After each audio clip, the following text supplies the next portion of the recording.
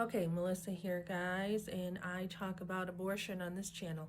So let's talk about it completely. My mother's name is Lee Baker. My maiden name is Baker. My father is Richard Baker. My brother is Rick Baker.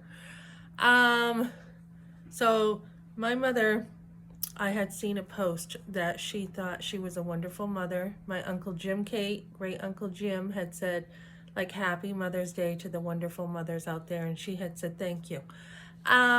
So the thing is, when you're not a wonderful mother and you claim to be, you're living in a huge denial. So my mother not only brought me to an abortion clinic, but my brother and Teresa Gibbons, her last name now is Gibbons, she had 3 abortions. 3.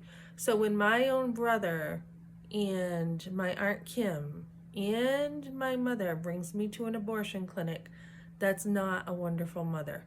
When you have a mother who lets her daughter have premarital sex, that's not a wonderful mother.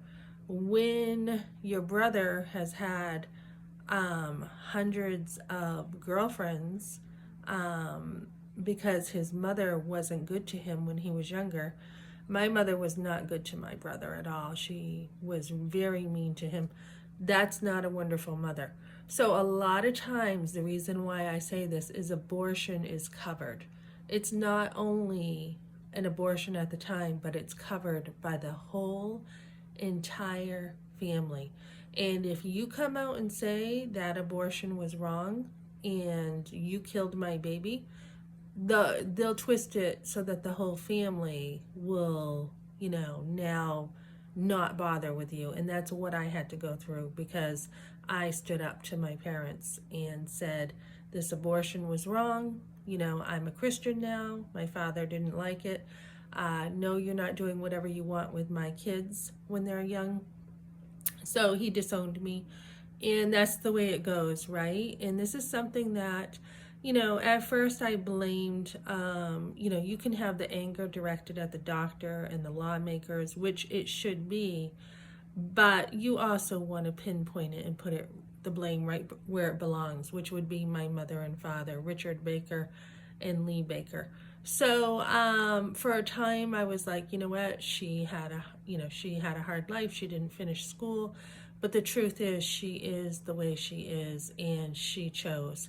So you got to come out of it. I'm sorry to say this, but you got to come out of it. You got to be able to see and call a spade and call it the way it is.